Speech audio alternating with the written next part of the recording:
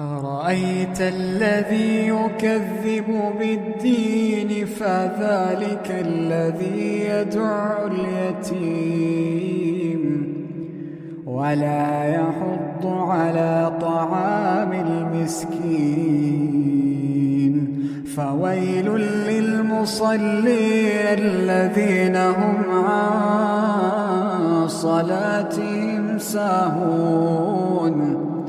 الذين هم يراءون